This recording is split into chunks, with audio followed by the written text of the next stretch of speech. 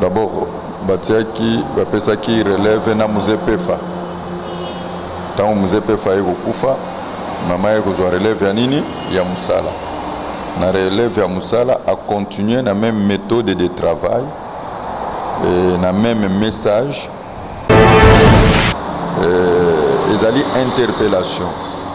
Kolela bandeko oyo batiki biso ezala papa Olangi, obi papa Olangi aza berger munene ministère ya combat spirituel eza moko ya baevre munene awa na RDC pe na mokili mobimba. Mais eloko malamu ezali soki mutu akufi conscience na yo e reprocher yo te oyebi liwa na ye te. Mutu pe oyo ayebi liwa ya mutu akufi nzambe wazali le juste juge akomema ye nini na jugement na condamnation. L'église ya RDC et vivre bolingo na nzambe, l'église ya RDC et vivre na unité, pe soki ezali na ba différent entre le frère ba dialoguer ba bongisa po Jésus revient, il vient bientôt. Donc alobi il est réservé aux hommes de mourir une seule fois, après quoi vient le jugement. Ceux qui moutoisi à Koufi, qu'ils te ont toujours salawana, ils ont engagé salut na été. Alors, il y a une Bible qui dit vaut mieux que nanda ko ya deuil, que nanda ko ya nini ya fête. Pour nanda ko ya deuil, yo muto tikali na bomoi, ozo jomaele que un jour, le kola ndekola na cercueil, ngape na kola la bona nini na cercueil, na kola la tipe na kola la bona cercueil. La mort est un mystère. Oyebi pourquoi kufa isala kabiso passe na nini na motema parce que tozana information penza mingi te bipayo do kufa na biso mondiminyo so akufi mopagano soki akufi azokende na séjour de mort ozomona tandis que mondimi soki akufi akokende na lieu à repos à paradis. Alors ezali biloko mibale sanini ezali différent. Donc mo Kristo akoki kobanga kufa te parce que nzoto ezali mortel. Shalom, shalom, shalom, bien-aimés dans le Seigneur. Shalom à vous tous qui êtes connectés sur notre meilleur site et la voix céleste bien-aimés dans le Seigneur. Nzambe Lola Ezofuta bien-aimé Simanango Tolobake Nzambe Aboye. Croyez du soir bien-aimé dans le Seigneur et nandé que vous allez informer la disparition bien-aimé dans le Seigneur. Il y a maman Nabiso, il y a Nzame Malam, ou il y a Dalaki représentante égale, il y a église fait pas qu'on Nzame Malam, ou il y a Outa Kotika Biso bien-aimé, puis la disparition, il y a papa Olangi bien-aimé dans le Seigneur. Les Bibles que nous devons glorifier l'Éternel dans toutes les circonstances. L'Éternel a donné et l'Éternel a répit bien-aimé dans le Seigneur, que son nom soit loué. Awawa lelo tozawa puis tozali précisément na commune à Kalam bien-aimé et pas il y a papa Nabiso l'évangéliste Sony Kafuta. C'est avec lui que nous allons nous entretenir tout au long de cette émission. Rien que la vérité oh que bozo mona déjà wana azawana. Shalom papa. Shalom. Papa na bande réunion sto bazola no partout dans le monde à travers suite Nabiso pe chaîne oye bengami RTP papa lulobani no ko lobana bon. Nzambe a Pambola Bango, balanda avec une intention soutenue, interview où on a accordé Nabino parce que Bossali Moussala Malamu, Likambo Ezali boye à la source, Kotuna Likambo. Il y a dispersion, il y a maman Nabiso envie que papa, Ozwa qui s'envoie ndengeni papa. Bon. Batindela kingai testo na tongo lokola téléphone nangai ezalaki fermé parce que nazalaki na losambo tango na fungoli na moni testo wana effectivement na bengi pasteur Jonathan Yazali Kuluto na biso katina Yesu a confirmé ngai nouvelle simanango na bengi évêque général Albert Kankenza il peut confirmer ngai simanango na bengi nana mwana ya Muse Aidini tosololi na ye abisi ngai ezali correctement pour le moment deuil ezali na résidence familiale na Kinkole. Voilà, c'est dans cet état nde babisaki biso ke mama nzambe ateli kozwa molimo na ye na mboka Uganda azalaki na Kampala. Parce que tu as dit pas informé que maman bana ko bien na malade et bien il y a diabète papa vous au courant non? Bon là je nazali d'abord mwana oyo nabotami na église fait pas nzambe malamu oyo komi lelo fait pas ko nzambe malamu papa ya molimo na biso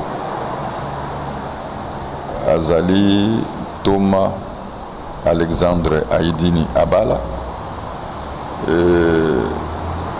lelo oyo destiné na biso efungwami mpona sango malamu ya memeli biso azali père ya église de réveil awa na mboka na biso pe ailleurs église ya réveil socle na yango ezalaki bato misato pasteur Verno papa Kelani na Muse Aidini Abala me biso touti epai ya Muse Aidini na nzambe malamu. Donc ce qui veut dire que j'étais au courant que maman azalaki diabétique et abandaki kolanda traitement, j'étais au courant. Moi je me rappelle encore mieux dans le solo mon ayoka qui tellement qui n'a pas dans nzamalam ozaki parmi bana o babana koyema na nzamalam na chorale et c'est vraiment je crois bien que moto mokalo mondaza est dirigeant na bino papa. Et qu'est-ce que vous gardez de papa na biso ya butaye atika biso depuis kala Muse Aidini Abala papa? Bon en fait pour na couper sa précision na nzambe malamu ngai nazalaki na paroisse ya Kasavubu 2 na paroisse ya Kasavubu 2 na chorale évangélique ya Mibali Kasavubu 2 ezalaki na district ya Funa na sélection à district ya Funa dirigeant na biso ezalaki apôtre Léopold Mutombo Kalombo. Alors eloko toki ko retenir na apostolat ya Muse Aidini ezali a prêcher évangile ya bolingo na nzambe ateyi repentance lakisi biso munene na nzambe pe nzambe asala na ye makasi so tozoloba nzambe aza malamu parce que nzambe exauce prière na ye nyonso toloba to vivre un leader charismatique et puis nzambe malamu ezali empire na apostolat na ye tomoni ete aboti basali ebele ya minene ya basi ya mibali bana ebele et kino nzambe aye kozwaye c'est le leader par excellence oyo biso tozolanda lokolo na maman a vu que oyo atiki biso papa soki kokoloba mpona ntina na ye dans quelques secondes ou minutes papa nini okoloba mpona ye? Maman envie ko lokola mwasi ya Muse Aidini Abala azalaki d'abord maman moko calme, trop réservé ozomona pe soki bozo solola na ye na bolingo mingi tango papa atiki biso conseil ya bapaka ezalaki wana nzambe asali grâce bapaka oyo bautaki bipai nyonso batiaki mama maboko d'abord batiaki bapesaki relève na Muse Pefa tango Muse Pefa ekokufa mama ekozwa relève ya nini ya musala na relève ya musala a continuer na même méthode de travail na même message pe tomoni en tant que servante ya Nzambe Nzambe ko utiliser ye na miracle pe na prodige. Par exemple na bomonaki na cinquantenaire ya église fait pas pour Nzambe malamu atikalaki côté il y a quelques minutes mais tango abondeli talaka ba témoignage ndenge Nzambe asaki nini asalaki. Donc maman na kati na parcours na ye azaki mwasi moko réservé mwasi moko ya mabondeli et à tout moment au boza na ye bozo sentir vraiment que elle était plus à l'écoute que azalaki vraiment motazo garder silence.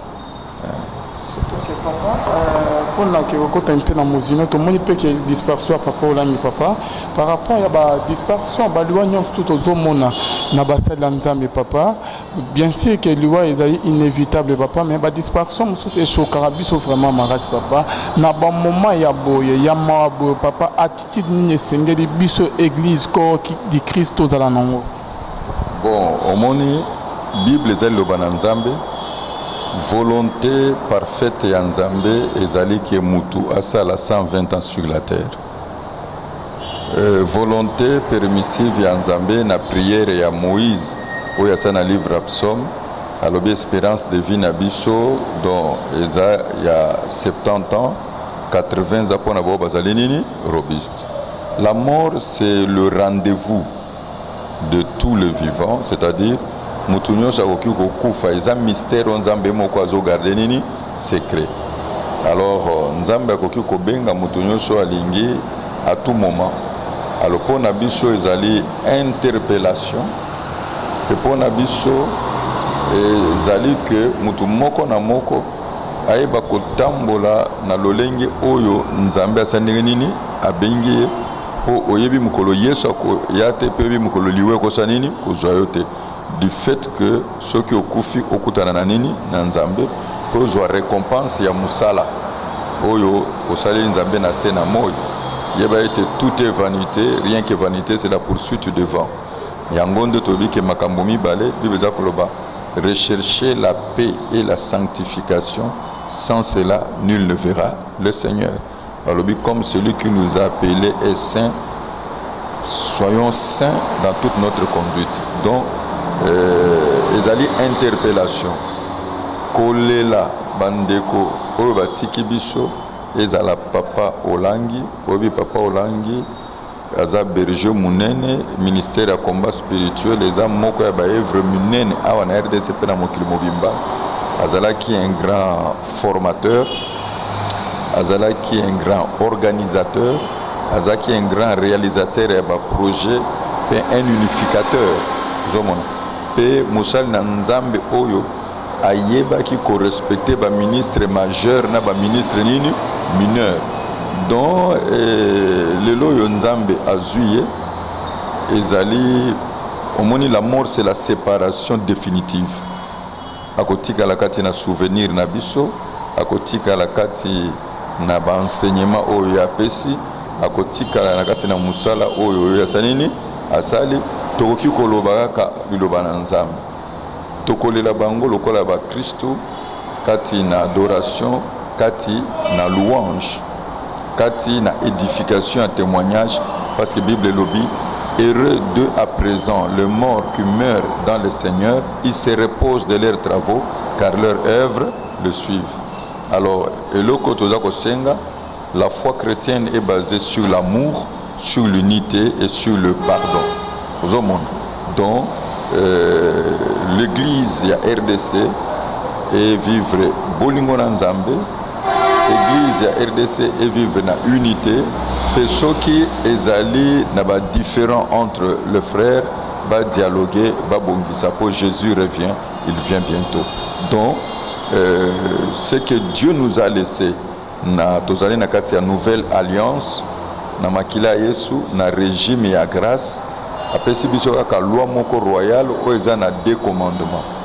Aimer Dieu, c'est l'obéissance, la soumission, l'engagement dans le service et aimer son prochain.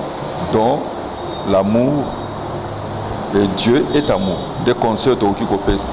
pe mutu moko na moko mokristo akokobanga liwa te po liwa eza passage ezosala ye akende okutana na nini na nzambe. Mutu akobanga liwa ezali soki aza na conscience na ezali nini surchargé to nini suye. Me mokristo oyo ayebi ete nazwi bomoi ya seko mpe naza kotambola na kobanga nzambe, soki akufi ayebi ete azokende okutana nini na nzambe. Alors église ya RDC ezali éprouvé, surtout biso église post-missionnaire tolobi ya réveil, donc prière na biso ezali makambo nyonso ekoleka malamu na ngolu ya nzambe mpe na ndenge molimo mosantu akotambusa. Papa obeti lisolo mo olobi ke liwa ezali ezopermettre na bandeko mpona ke toke kokutana na nzambe na banto bazotamona obanga nzambe.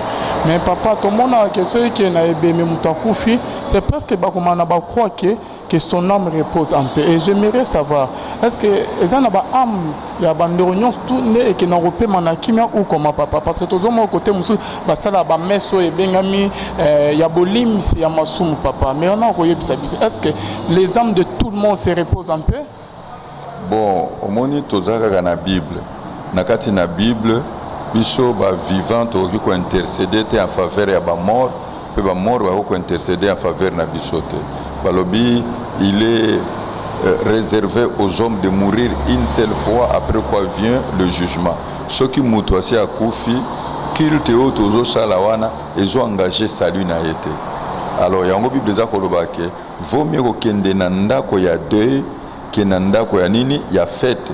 Pour nanda ko ya deuil, yo muto tikali na bo moi, ozo zomaele que un jour, le kola ndekola na cercueil, ngape na kola la bona nini na cercueil, na kola la tipe na kola la bona cercueil.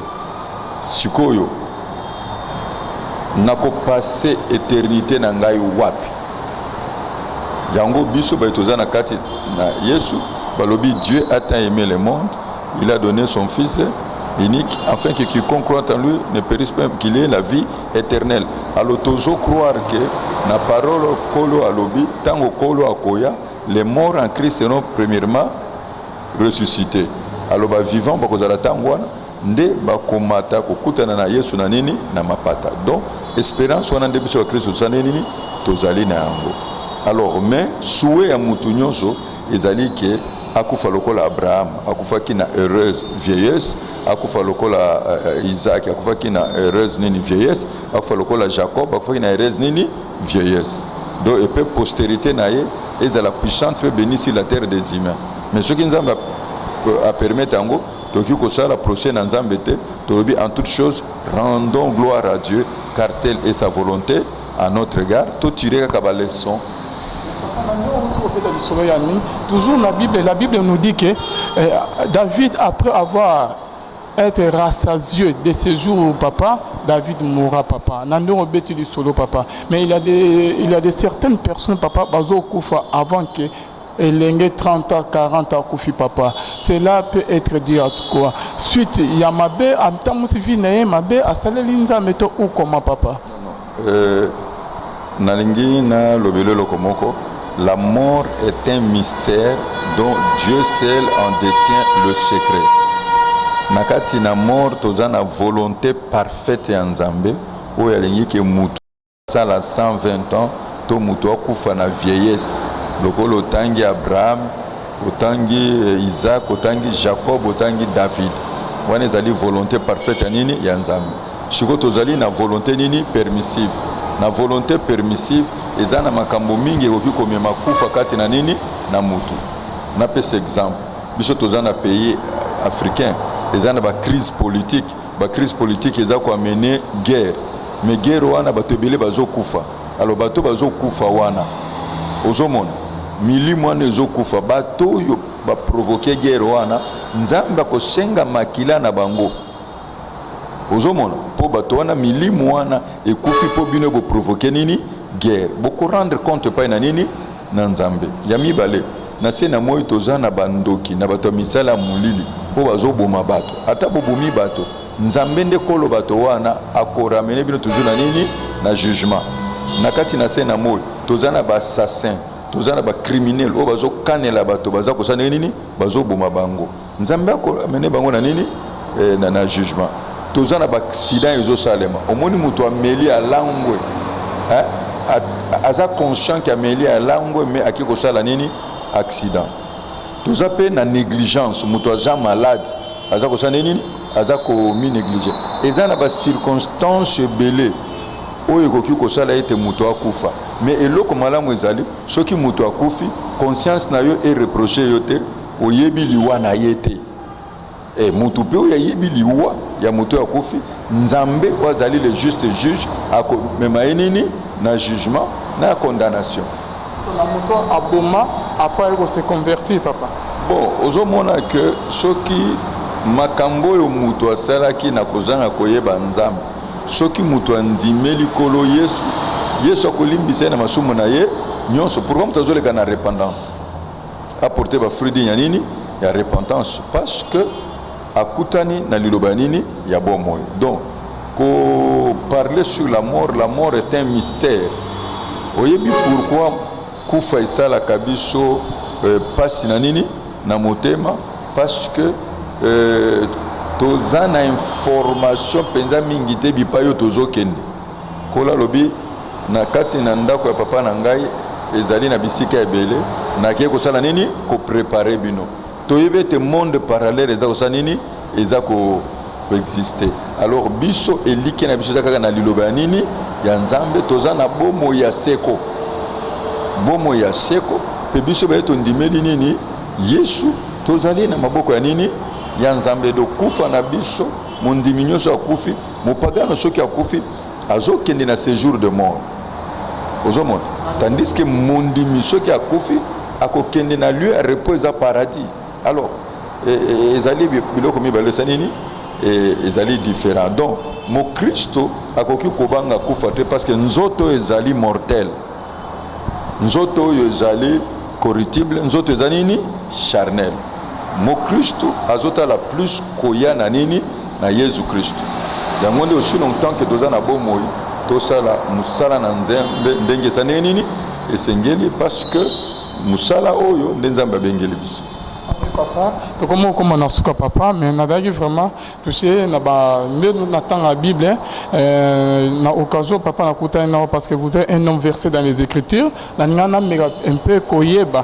ba makamsu to mitunaka ba question na Bible papa concernant liwa papa tozomona que Paul lobi que rechercher la paix et la sanctification sans laquelle personne ne verra le Seigneur papa au fond au muto andimeli Jésus il devient une nouvelle créature papa mais tozomona Paul na kati ya Bible papa zo que mabe na boko sa yandu na zo sa bolamu na lingi solo na kokite c'est comme si malgré que Paul andimela kinzambe ada na ba moi mabe mo be bana ko kangaye papa non wana ezali interprétation les interprétations yo zopesa omoni moto soki totali sango malamu ezali que nzambe le créateur a mis réconcilier na descendant ya Adam oyo ya bengana Adam na jardin nini d'Eden po ami réconcilier na bango nzambe ye moko atali ko satisfaire justice nini divine donc yango moni ke Yesu aye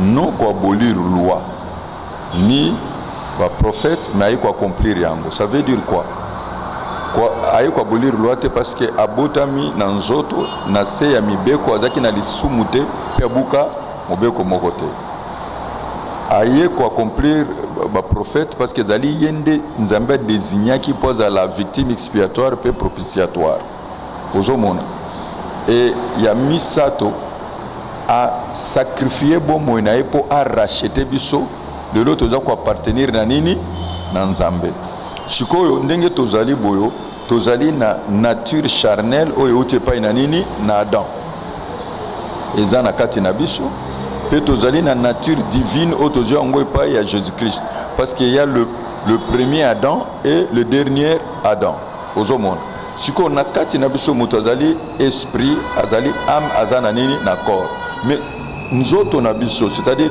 les organes des sens toujours vivre en conflit wana nazo détailler yango ezali que le mal s'oppose au bien mais biso ba Christo il faut to sana nini to luka bolamu conflit wana balobi que la loi s'oppose à la grâce il faut to vivre sous nini la grâce conflit wana balobi que Et la chair s'oppose à l'esprit. L'affection de la chair ne peut pas se soumettre à la loi nini de Dieu. Il faut marcher selon nini l'esprit. Les profanes s'opposent au sacré, aux hommes. Et ce qui veut dire que moi, Nzambe, et Sengeli a fungola nini volonté naie. En bref, Paul voulait dire tout simplement, na effort na biso moko toko kite, c'est par la grâce de Dieu. Et la grâce, c'est une faveur imméritée. Voilà. L'homme de Dieu. Qu'est-ce aussi que ça, papa? Je me rappelle en tout cas très bien. Na barumu tozo sa évangélisation, papa. Tokomi epande komo bonde wana répondre biso que non moko tant nangai ko kisama nzama obenga ngai na komo kosaela. Parce qu'on a moni na Bible, Jésus a fait la prière na Jean 17. Abi papa ba onyon stu opesa kinga na lakisi bango nzela na yo. Batela bango na bateli bango na lakisi bango nzela na yo baza ya yo. Sauf les fils de la perdition, papa. Naningana tout na mutu na moro par là na ba réponse mutu tozo e pa ba mutu na évangélisation, papa. Mutu mutu esengeli ka ke aroye bana nzambe ta uzana na sauver papa. Bon, nako répondre yo na explication moko ya ancienne alliance et na nouvelle alliance. Bible za koloba mutu moko te akoki koya epai na Yesu soki tata bengete, c'est-à-dire molimo nini mosantu. Alors pour mutu azala mo Christo, il faut azala d'abord sélectionné par Dieu. Azala choisi par Dieu, babengi élection, aza élu par Dieu, agréé par Dieu. Nzambe adopté, engendré, akomi mwana na nini na Nzambe, akomi mwana ya Abraham, akomi héritier à promesse divine, akomi co-héritier à Christ. Nde Nzambe asalete nzoto na ye et komi temple ya molimo nini mosantu ozomona. Donc kozala na statut ya chrétien ezali dans la haute discrétion ya nini ya Nzambe. C'est un appel oyo Nzambe ye moko aza ko choisir. Pour comprendre yango tozongi na tango ya Noé, Noé Nzambe ye moko atia ko choisir na banyama o bakota na kati ya bwato na bato ba osande nini bakokota. Bato bazalaki kaka bato 8 ozomona banyama a choisir ba couple o bazalaki ya kokota sima aye kokanga arche. Noé na kati asalaki ba cellule omoni ete eza na bato oyo babengami koyoka sango malamu pour servir de témoignage, mais pesa na bato babengami kokota na bokonzi ya nini ya Nzambe. Donc voilà, moi na Nzambe balobi que ceux qui ayoki loba na Nzambe, si vous attendez sa parole, n'endurcissez pas votre cœur. Mais eloko ndia mutu aza na volonté.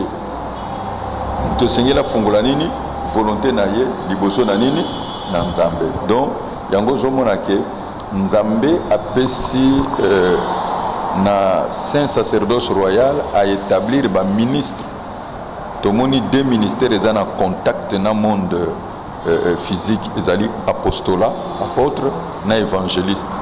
Et tout le monde va ministère mususu wana ezo travailler na kati ya corps. Et puis le ministère nous a travaillé pour le perfectionnement nini des saints, pour l'édification. Donc basana nzambe bazana nini na musala na bango. Mais bao nyonso babengami kokota na bokonzi na nzambe bakokota po Yesu alobi papa bao nyonso yo pesi na kobungisa ta moko te. Tondimaka na prière ya Yesu. Merci beaucoup, papa. Nous sommes arrivés à la fin de notre émission Rien que la vérité.